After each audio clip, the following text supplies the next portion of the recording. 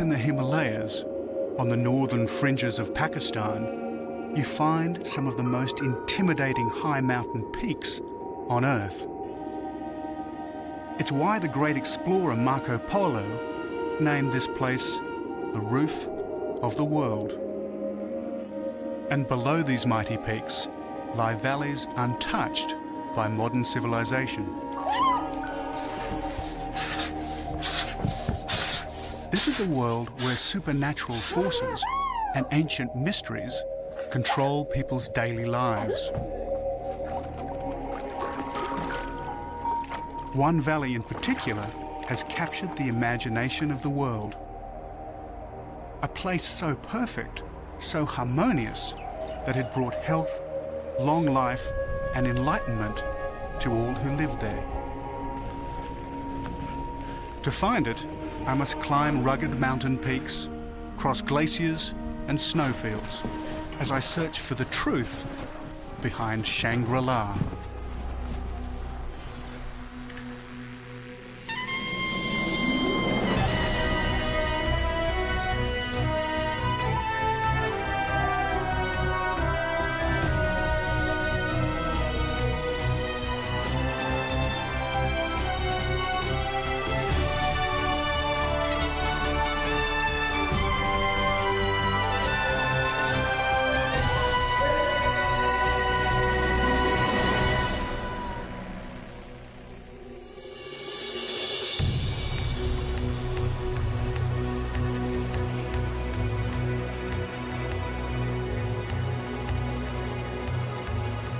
Hello, I'm David Adams, and this is the mighty Indus River. It flows from high in the Himalayas down across Pakistan. And up near its source, there's supposed to be a place called Shangri-La.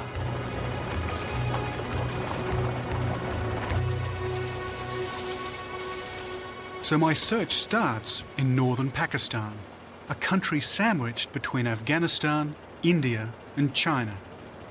From Peshawar, I head northwest into the Hindu Kush, then east to the Hunza Valley, in the heart of the Himalayas.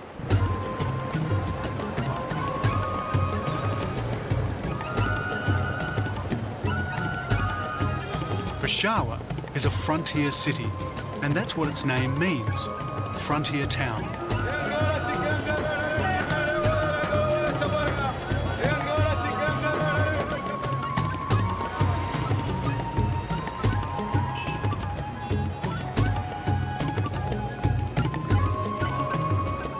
You can get anything in Peshawar, and I'm here to do a bit of research.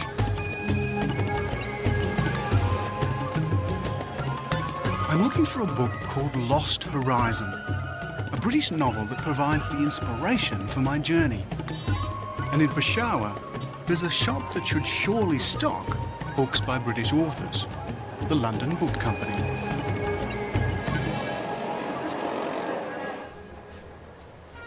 Lost Horizon is an escapist fantasy about a utopia hidden somewhere in the Himalayas. It was written in the 1930s by James Hilton, and it quickly became a bestseller. Basically, it's the story of 4 travellers escaping from war-torn Afghanistan who get lost in the Himalayas. They're rescued and taken to a Buddhist monastery called Shangri-La. There, they find a modern-day utopia, a haven of peace and harmony, a place where people live to be over 200 years old. Their adventure starts in a plain high over the Himalayas.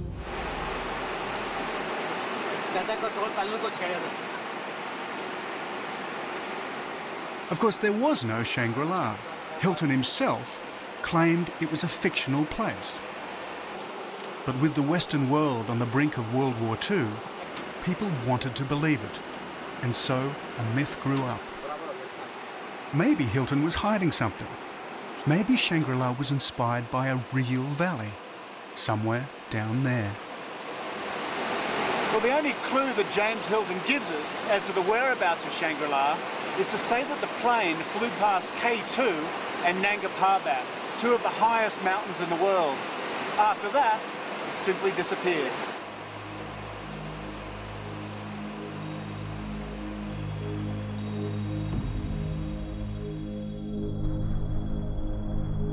Nanga Parbat is a tantalising landmark. But for anyone who survived an aeroplane crash in the 1930s, the chances of survival up here would have been slim. They'd have had to trek through deep snowfields and treacherous glaciers. They'd have had to breathe in a rarefied atmosphere at altitudes of 20,000 feet, 6,000 metres or higher.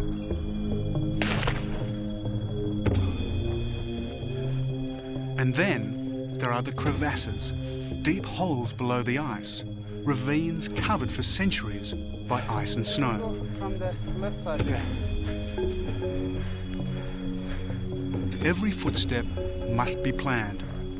Every footstep could be your last.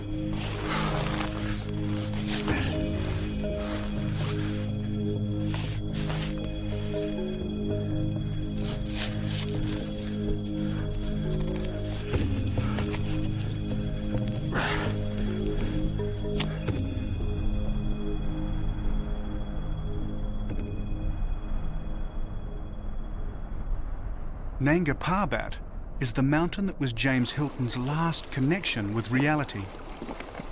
The place where the plane crash of Lost Horizon and the real world come together.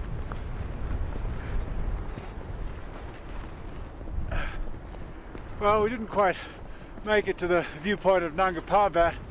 The snow's getting a bit too deep, and I can tell you it's very cold. I'm sounding a bit funny because my mouth is freezing up. This is about -20. This is, without doubt, one of the most extreme places on Earth.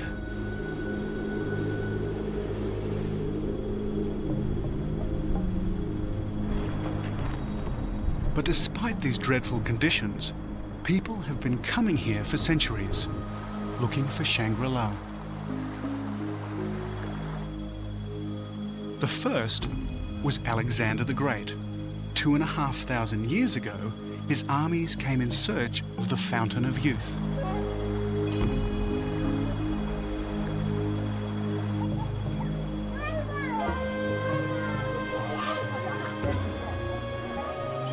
His quest started where mine starts, in the Bombaret Valley, a remote corner of Pakistan, on the border of Afghanistan.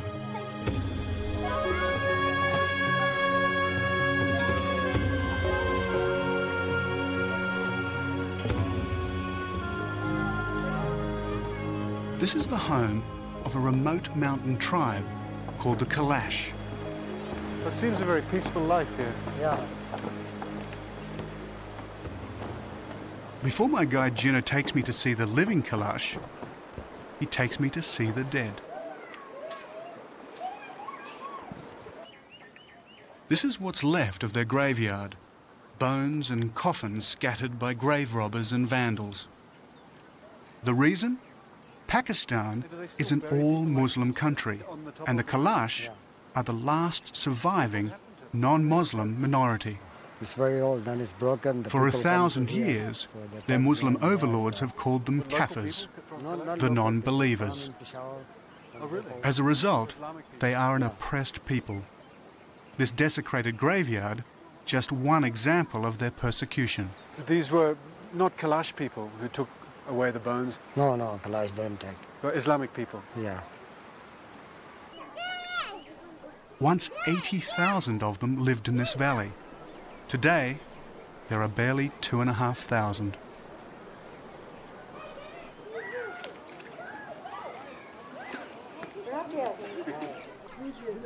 If anything, the Kalash look more European than Pakistani. There's an amazing prevalence of blue eyes and blonde hair amongst them. And there may be a good reason why. They say that even if Alexander the Great didn't find his Shangri-La, some of his soldiers did. They stayed on and intermarried with the Kalash, who still carry their genes. Not only that, but they're remarkably hospitable. Any visitor to this valley must drink the obligatory cup of tea. Thank you very much. So have you heard of the name Shangri-La? A place called, a mystical place called Shangri-La? Yeah, the name I know. The Shangri-La is a good place, the people say. So do you think it's possible to find it? Shangri-La is very far. Far from here? Yeah. Have I got a long way to travel? Yeah, maybe it's in the Gilgit side, Yeah. somewhere. I think it's the special valley. Yeah? Yeah.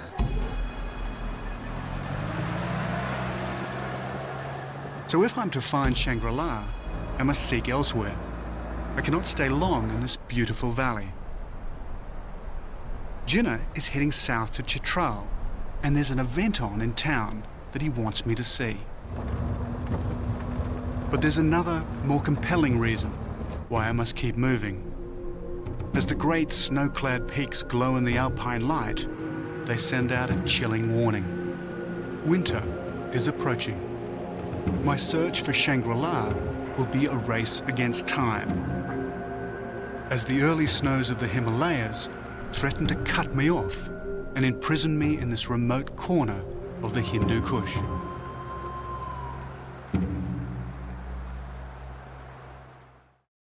Treat yourself to the best gift in history this holiday season. Enjoy unlimited access to award-winning podcasts and thousands of hours of original history documentaries released weekly exclusively on History Hit. There are topics for all history lovers, from Pompeii to D-Day. Sign up via the link in the description for an exclusive discount. Don't miss out on this incredible opportunity to explore the past like never before with History Hit.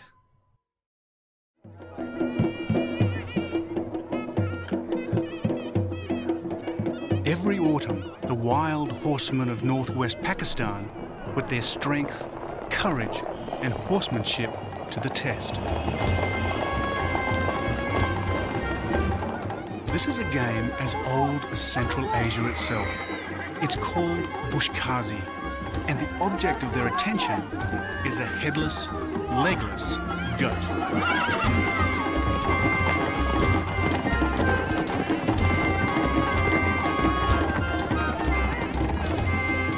I'm in the frontier town of Chitral, up near the Pakistan-Afghan border.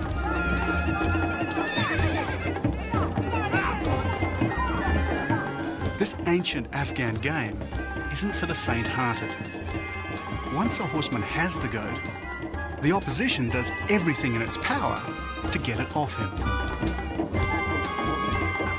Which means a melee of grabbing, struggling horsemen, until someone makes a break.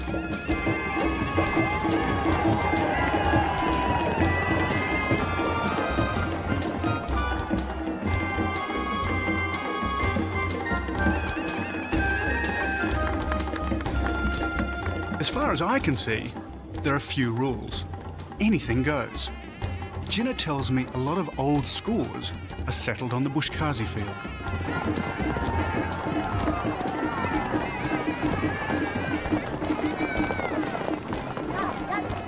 Bushkazi started as a practice for warriors to pick their wounded comrades from the field of battle.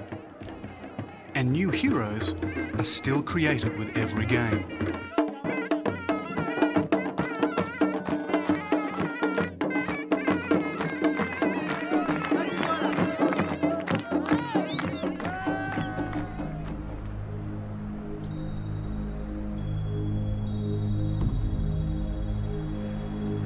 But if I'm to find Shangri-La, I must keep moving.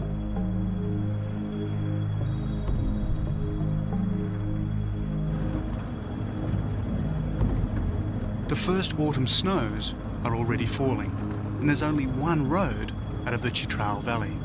Time to hitch a ride.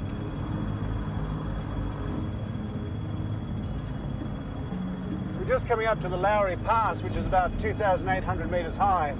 About 4 or 5 months of the year, it's cut off by metres of snow. And that's what makes these valleys so separate from each other and why the cultures are so different, because you just can't travel for many months of the year. It should be open now, even though it's November and the snows have started to fall. But you just never know in this country if you can get through or not. I've now left the Hindu Kush and I'm entering the Himalayas proper. My destination is the Swat Valley. That's if we ever get over this pass.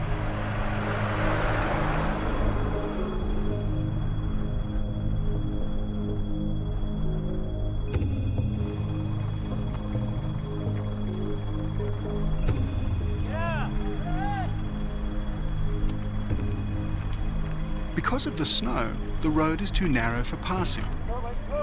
And since there's no regulation of traffic up here, vehicles going up come face to face with vehicles going down. And there they stop and argue.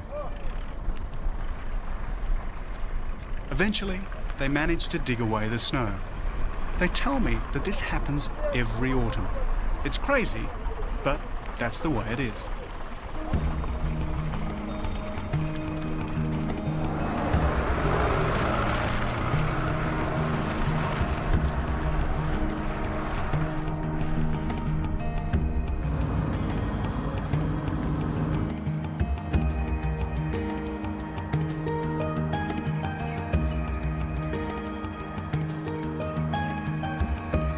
Well, we made it, but it was slow, nearly 8 hours to travel just 50 miles, or 80 kilometres.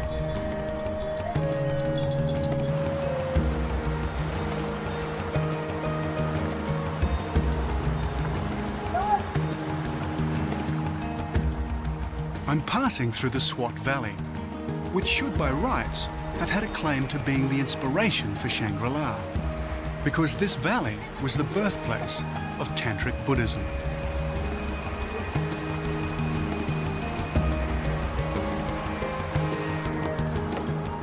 Not that long ago, there were over 1,400 Buddhist monasteries in this one valley alone.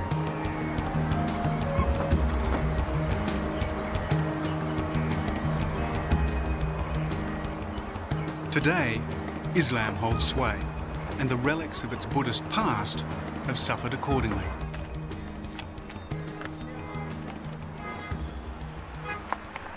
This is one of the sadder realities of this part of the world. This was once a Buddhist civilization, and these sculptures are all over the place. But sadly, because in Islam you can't portray a deity, they stone them, hence all the stones around here. It's one of the sadder things about this part of the world. Where once there was a peaceful Buddha's face, the icons of Western consumerism have been pasted.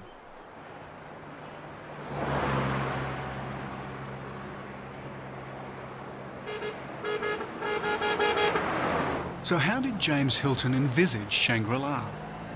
The words of Lost Horizon come flooding back. Shangri-La was touched with mystery. Listening intently, he could hear gongs and trumpets, and also the massed wail of voices. He found the traditions, both Buddhist and Christian, very reassuring. The whole atmosphere was more of wisdom than of learning. The High Lama had skill in telepathy and powers of healing. The monks had discovered the key to longevity, to semi-immortality. 30 or so years after Hilton wrote those words, another group of people searching for Shangri-La flocked to the Swat, the hippies.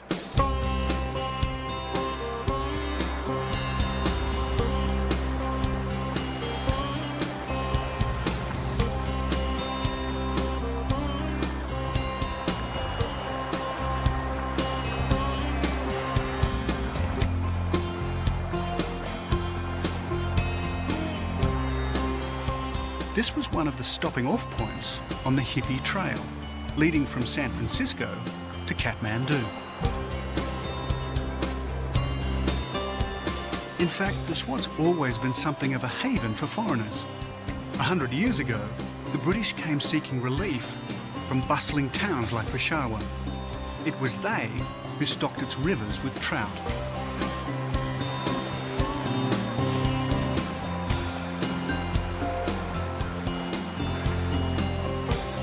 My companion Moambar Khan has benefited from both associations. He likes fish, and he used to run a boarding house catering exclusively to hippies, even if he didn't always approve of them. Woman, like, if woman legs is looking, legs, this is bad in Islam. When the woman here looking, this is also bad in Islam. But if you take your trouser out and you put short trouser, and when you walk now, also the people put you stone or say, look, this stupid man.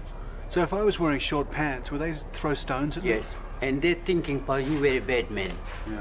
Because like you, like animal, no understand. Go in the street and no clothes.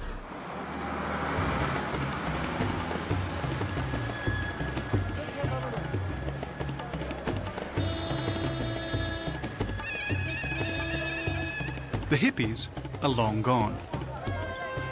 Free love and Islam were never going to mix, nor were the guns.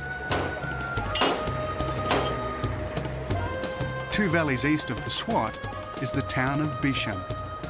No one bats an eyelid here as gunfire racks the streets.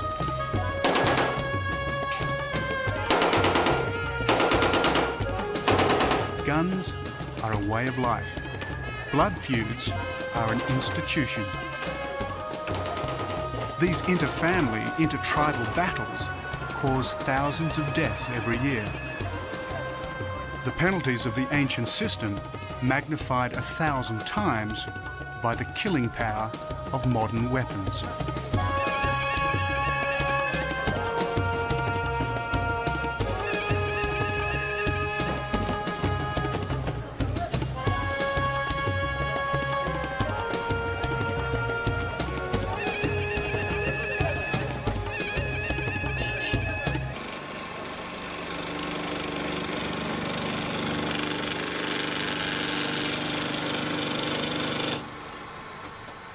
Machine guns, rifles, shotguns, pistols, all made right here, despite what the labels say.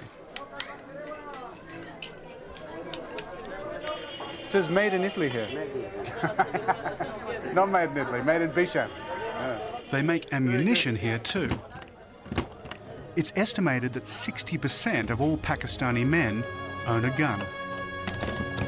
In fact, more children will learn to use a gun here than will finish school.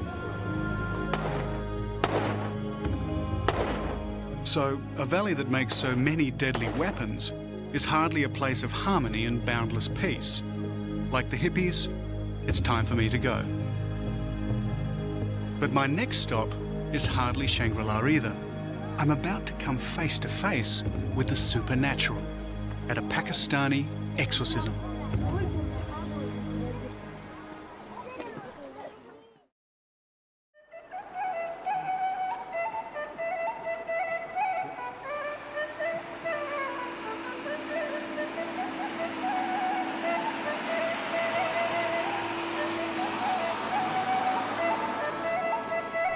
I'm high in the Himalayas on the main road linking Pakistan to China, the Karakoram Highway.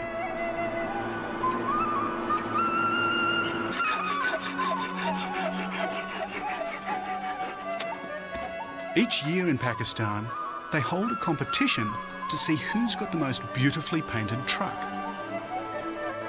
Trucking here is a family affair, and each family takes pride in making its truck more gaudy and highly decorated than the next.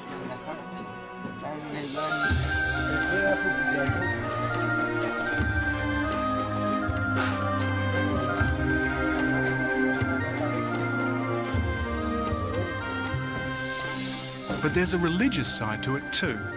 The paintings are spiritual, symbols that will hopefully protect their trucks from the dangers of the road.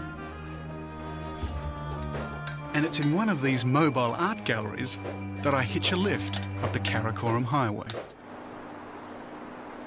The highway takes me deep into the Karakoram Ranges, a part of the Himalayas which boasts some of the world's highest peaks.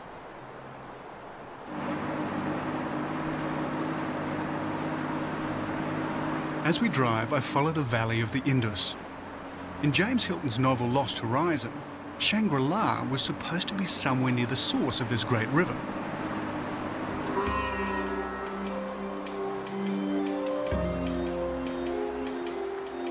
So in theory, if I follow the Indus Valley, I should find Shangri-La.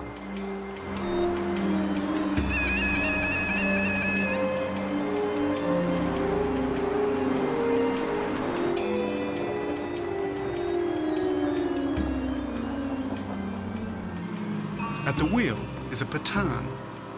My travelling companion is also a Pathan, a member of another warlike tribe that lives up near the Afghan border. All across Pakistan, it's the Pathans who dominate the trucking industry. You are first to visit in this area? Yes, first time. I've travelled in Srinagar, in India, and also in Afghanistan, but not up here. Not up here. So do they think that if their truck is very beautiful, they will get more business? No, this is for not business. This is for pride. For pride. Yes. But I've never seen anything like them. They're wonderful trucks. Yeah. And very comfortable up here too. Huh? Yeah, thanks. It's a good way to ride.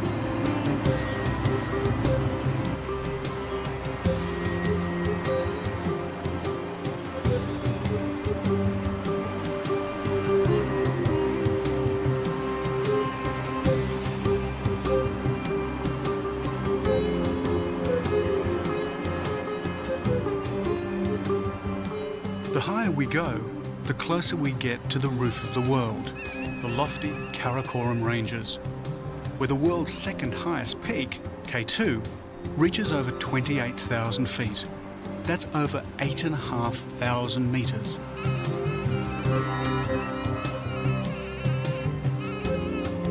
But if I want to get to my spiritual Shangri-La, I must abandon the truck.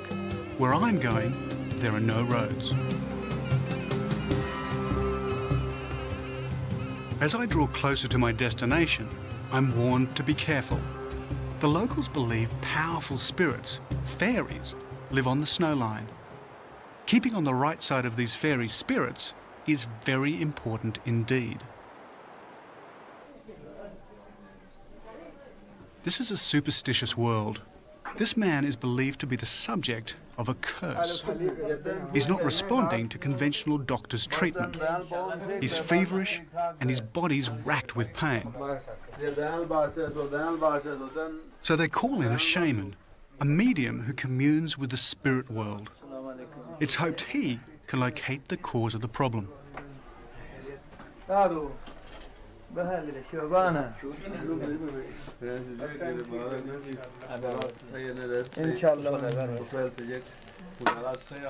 The shaman inhales smoke from smouldering juniper leaves.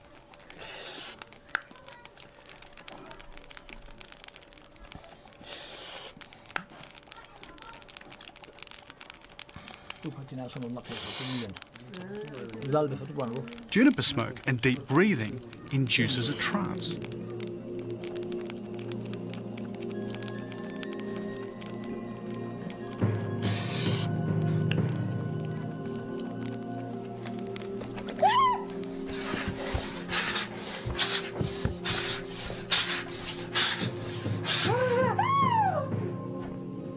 This seems almost theatrical, not real, but it's not to be taken lightly.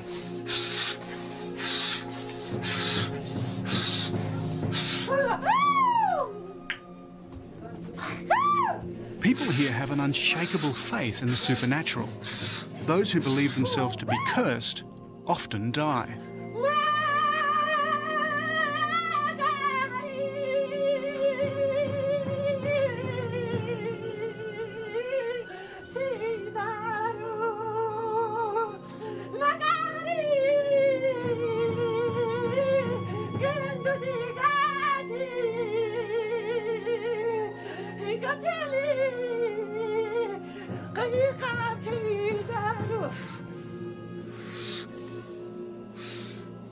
All at once, the shaman runs outside.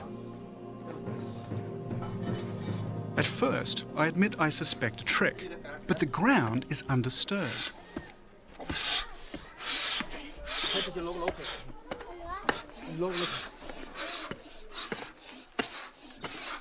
I watch carefully. How does he know to dig here? Obviously, the shaman thinks there's something here causing the old man's disease.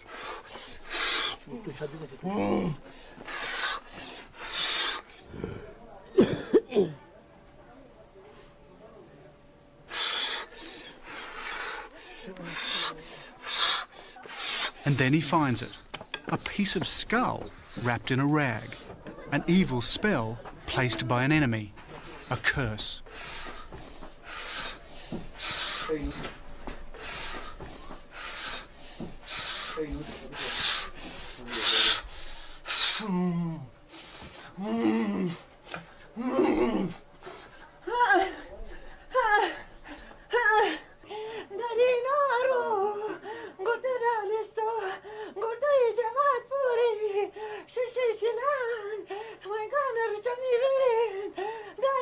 But the trance isn't over.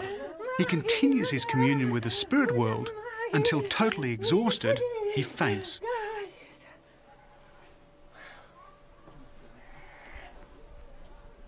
I was told that a few days later, the old man started to show signs of recovery. As for the shaman, his job isn't over yet. Tomorrow, in an extraordinary public séance, he becomes a prophet for the whole village. Maybe through his otherworldly contacts, he can help me find my Shangri-La.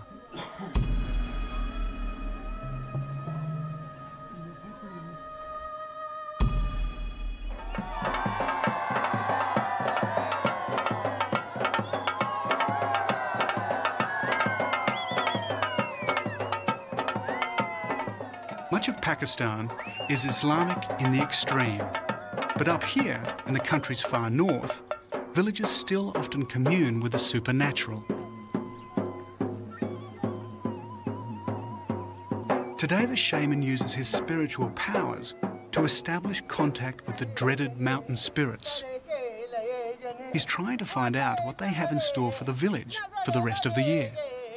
I'd have to say, I've never photographed anything like this before. Never seen anything like it anywhere I've travelled. Once more, the juniper smoke does its work, inducing a deep trance in the shaman, who's now hallucinating.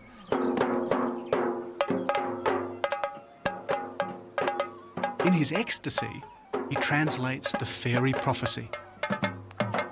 If he looks sad, the news is bad. If he looks happy, the news is good. Fortunately for the villagers, he looks happy. At pagan rituals like this, they slaughter a goat, and in a macabre twist, the shaman grabs it.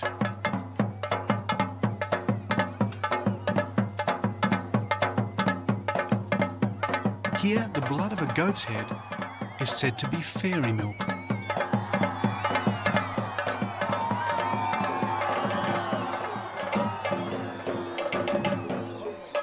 I had half a mind to ask the fairies through the shaman if they could help me find Shangri-La, but I guess this was their reply.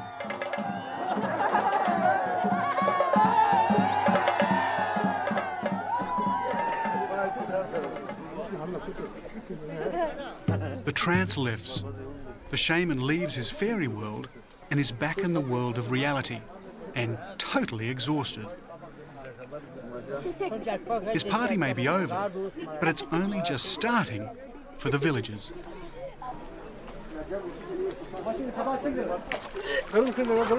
As he washes the blood from his face, they celebrate the fairy message. It'll be a good season and a prosperous year for the farmers of this valley.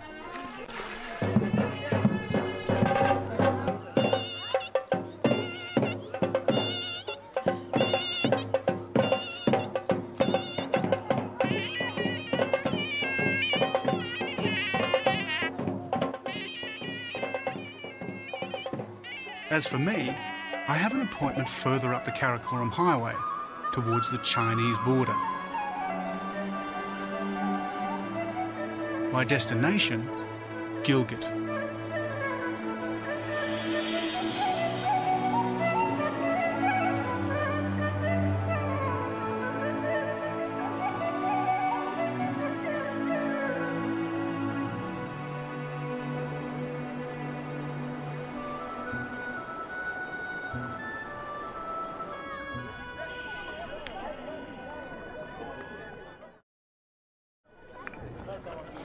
Gilgit is a town little known outside Pakistan.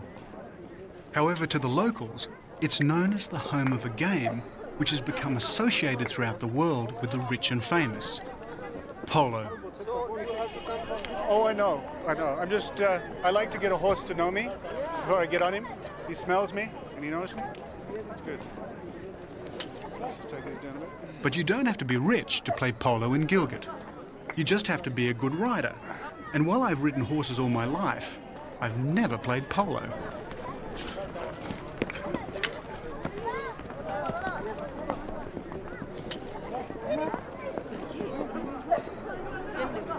Actually, the game had its origins in Persia, but it was Gilgit that gave it its name.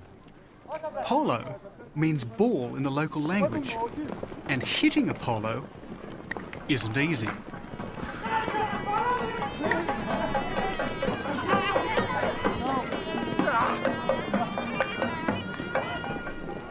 Back in the days of the Raj, when the British Army was here, the cavalry officers were captivated by this game. That's how polo travelled to England, and then on to the rest of the world.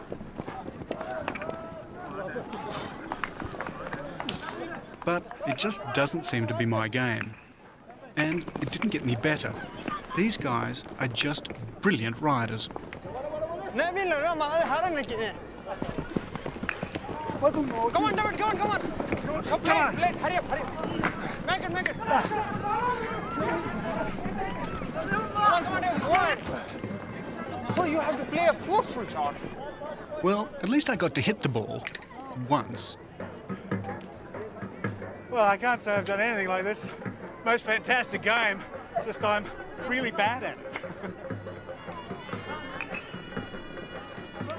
I tell my companions why I'm here, to search for the lost valley of Shangri-La. They tell me that they know of a crashed plane near a town called Skardu. Maybe it's the one that inspired James Hilton.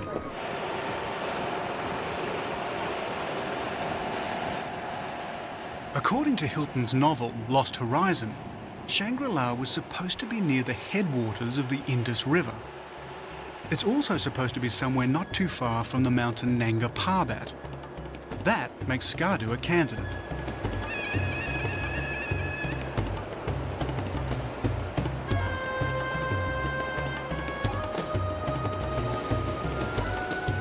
But this hardly looks like paradise on Earth. The Upper Indus Valley is one of the most barren places I've ever seen. It's also Kashmir, disputed territory, land claimed by both India and Pakistan. A war zone is an unlikely setting for Shangri-La.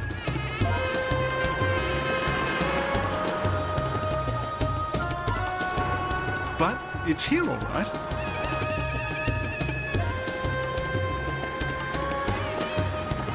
It's a 1970s theme resort.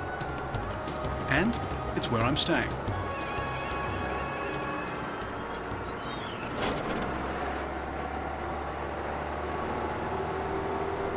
As we drive closer, there's the remains of the crashed plane I was told about. The buildings have a Buddhist air about them, but closer inspection reveals that my journey is far from over.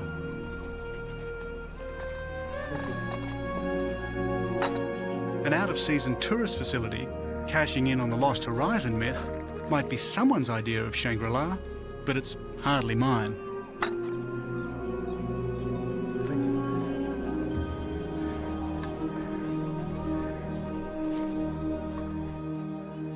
Mind you, the lake does lend an air of peace, and after 10 days on the road, this tea is wonderfully therapeutic. And as this commercial Shangri-La works its relaxing charms, I plan the last leg of my journey. Tomorrow, I travel to the Hunza Valley, a place where people live to be well over 100 years old, and where I find my own private Shangri-La.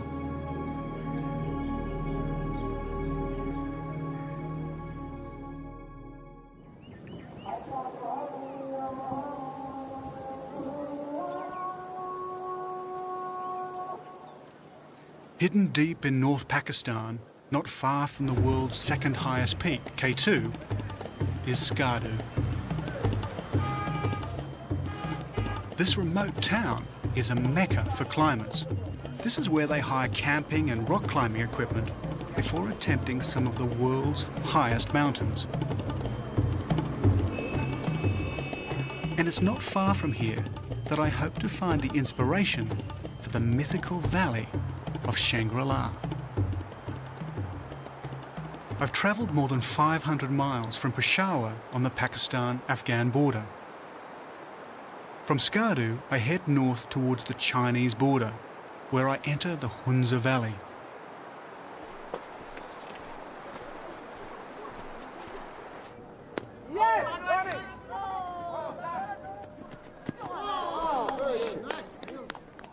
But first, a game that's penetrated the remotest corners of the old British Empire: cricket.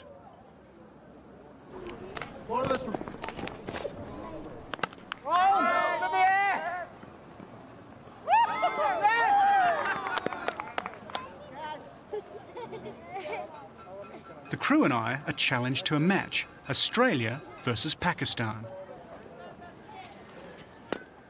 And it's not long before they have us on the ropes.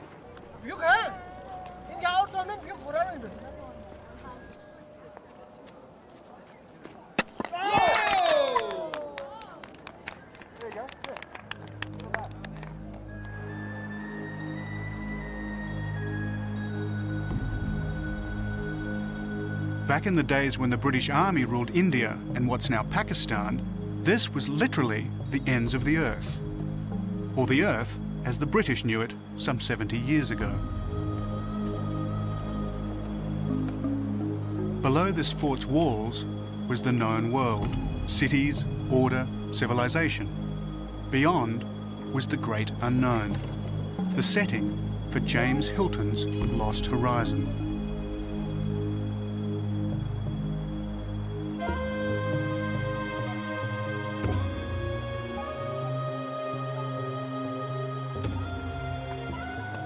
Well, as you can see, this fort commands quite a presence over the valley. These were actually the last bastions of the British. Beyond here, it was unknown. And when James Hilton wrote his book in the 1930s, if anybody travelled even this far, it was eminently possible that a place like Shangri-La could exist, because no one knew what lay beyond.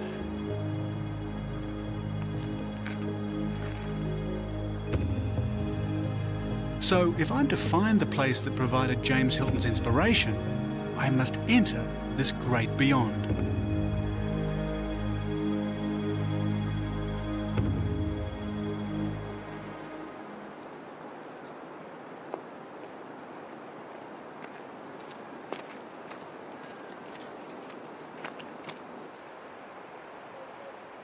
The Hunza Valley is on the other side of these ranges.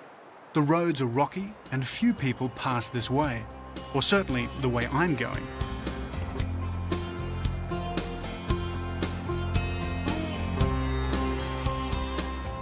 And as I enter the valley, I immediately get a sense of the timelessness I'm looking for.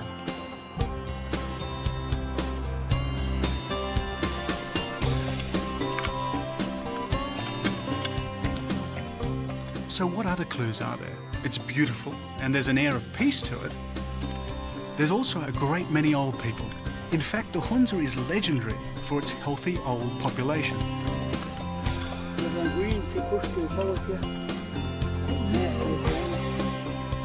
It's said that up here, people regularly live well past 100 years of age, if not older.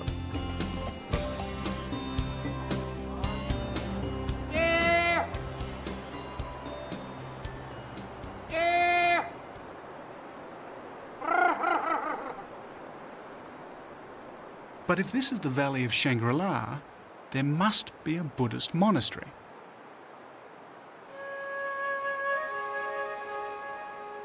And there it is. At the head of the valley sits a building with a distinctly Buddhist look. A building that fits the description of Shangri-La better than any I'd seen anywhere in the Himalayas. Seeing it first, it was indeed a strange and half-incredible sight. A group of pavilions clung to the mountainside with the chance delicacy of flower petals impaled upon a crag. An austere emotion carried the eye upward to the grey rock bastion above. Under the pavilion-like features of this ancient building, I enter, unsure as to what I'll find. Is this a place of enlightenment? Could it be a place that once entered, you never want to leave?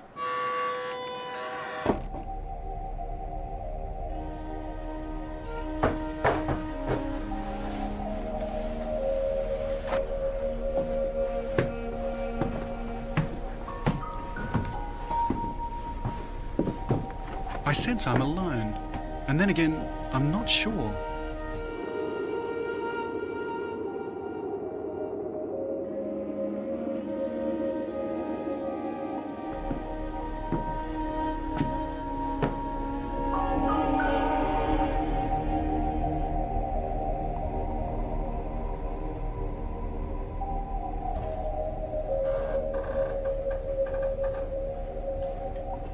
As I travelled through the narrow corridors and caught glimpses of vistas that showed how beautiful the valley was, I felt that it may well be the place that inspired Shangri-La.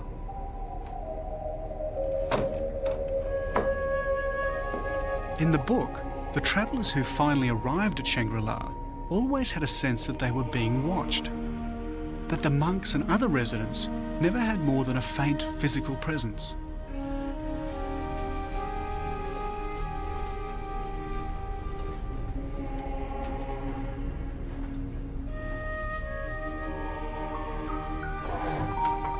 As I wander the corridors and rooms of this strange, deserted building, I too get a faint sense of the people who once lived here.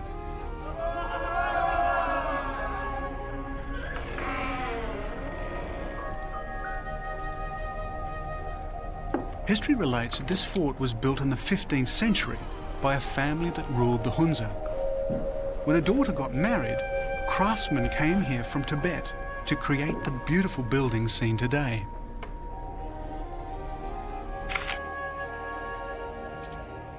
So perhaps that explains this building that's more fort than monastery. But the question remains, was this the inspiration for James Hilton's fantasy called Shangri-La? As I read on the terrace above the valley, as if by magic, the answer appears. Ijaz is the custodian of this building. He's lived in the Hunza all his life. If anyone knows of its links to the Shangri-La myth, surely he does. Before the arrival of British, this was an independent kingdom. Finally, the British were fearing of a possible Russian movement through this valley down to India. That is why we had a battle with British troops in December 1891. And so what happened after the British came? Did it change? No, until 1938. Probably this was the time when James Hilton, the writer of... So you think he came here? I suppose he came here. So this might have been what he designed Shangri-La as? This might have been an inspiration for writing his famous novel. Yeah?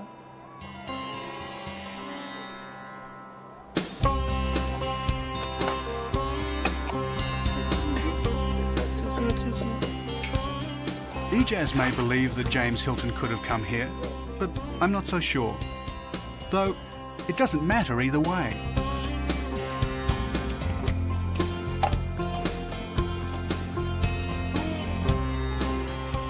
I set out on this journey knowing that Shangri-La was the invention of a master storyteller, and it does no harm to believe that heaven could exist on earth.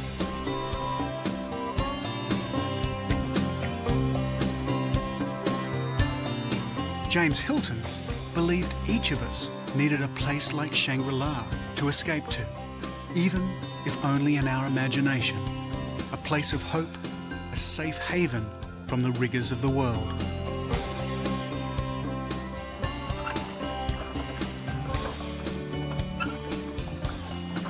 So for me, this has been as much a search for inner happiness as it's been an external journey to find Shangri-La, my heaven at the ends of the earth.